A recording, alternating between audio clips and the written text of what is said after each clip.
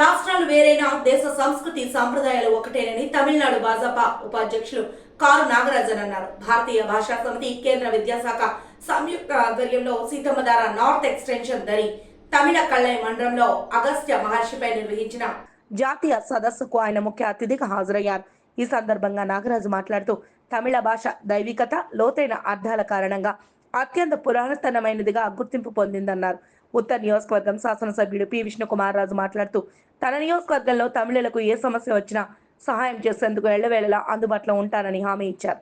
కార్యక్రమంలో చోడవరం శాసనసభ్యులు కెఎస్ఎన్ రాజు, ఆచార్య సంగీత, తమిళ కళ్ళై మండల అధ్యక్షుడు ఆర్ రాజశేఖరన్, కార్యదర్శి ఏఎం அசோகன் ததிதர்ல பால்கொண்டார். நான் கரு நாகராஜன், தமிழகத்தினுடைய பாரதிய ஜனதா கட்சியினுடைய state wise president. Mister Rajasekar Tamil கலை மன்றத்தினுடைய தலைவர்.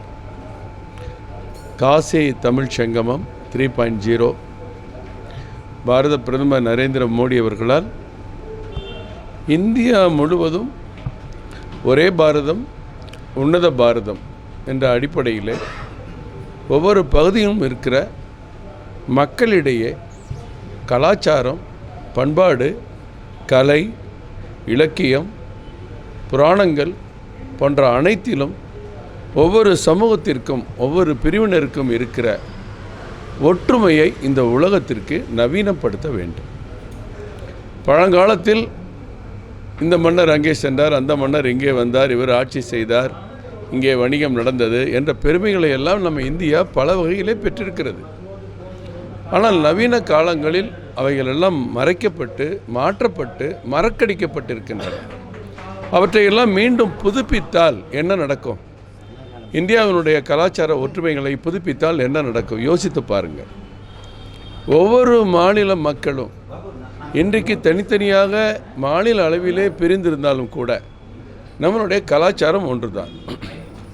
காசியில் இருக்கிற விஸ்வநாதரும் ஒன்றுதான், தமிழ்நாட்டில் தென்காசியில் இருக்கிற விஸ்வநாதரும் ஒன்றுதான், கல்கத்தாவில் இருக்கிற பத்ரகாளியும் ஒன்றுதான், மதுரையில் இருக்கிற பத்ரகாளியும் ஒன்றுதான், மும்பையில் இருக்கிற கணபதியும் ஒன்றுதான், தமிழ்நாட்டில் பிள்ளையார்பட்டியில் இருக்கிற கணபதியும் ஒன்றுதான்.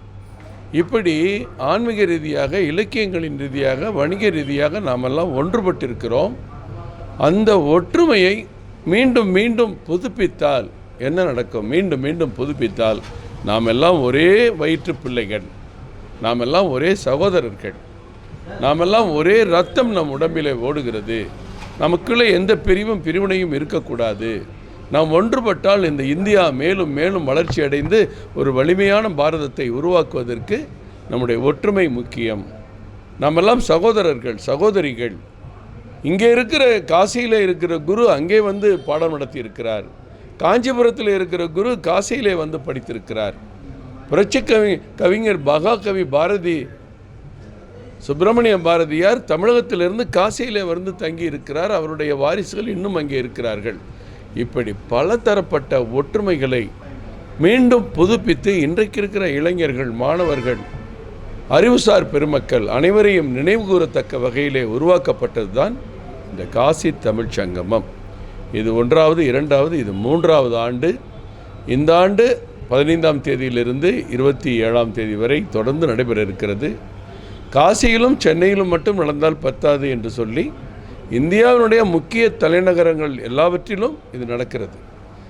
கட்சியில் நடக்குது, மும்பையில் நடக்குது, டெல்லியில் நடக்குது, அஸ்ஸாமில் நடக்குது, கல்கத்தாவில் நடக்குது, வெளிநாடுகள் ஹைதராபாத் நடக்குது, வெளிநாடுகளில் கூட மலேசியா, ஆஸ்திரேலியா போன்ற நகரங்களில் நடக்குது. இன்றைக்கு விசாகப்பட்டினத்துக்கு நாங்கள் வந்திருக்கோம். மினிஸ்ட்ரி ஆஃப் எஜுகேஷன் சார்பாக நடத்தப்படுகிற இந்த விழாவிலே அங்கிருந்து முனைவர் சங்கீதா அவர்கள் இங்கே வந்திருக்கிறார்கள். அவர் ஆன்மீக சொற்பொழிவாளர், அகஸ்தியர் பற்றிய பெருமைகளை நமக்கு எடுத்து கூற இருக்கிறார். திரு ராஜசேகர் மற்றும் இந்த தமிழ் கலைமன்றத்தின் அனைத்து நிர்வாகிகளும் இது டெல்லியிலிருந்து அதிகாரிகள் கொடுத்த வழிகாட்டுதலின்படி, மினிஸ்ட்ரி ஆஃப் எஜுகேஷன் கொடுத்த வழிகாட்டுதலின்படி இதை சிறப்பாக ஏற்பாடு செய்திருக்கிறார்கள். இங்கே இருக்கிற சட்டமன்ற உறுப்பினர்கள், பாஜக சட்டமன்ற குழு தலைவர், தெலுங்கு தேச சட்டமன்ற உறுப்பினர்கள்லாம் அங்கே வந்திருப்பது எங்களுக்கு மகிழ்ச்சி அளிக்கிறது, பெருமை அளிக்கிறது.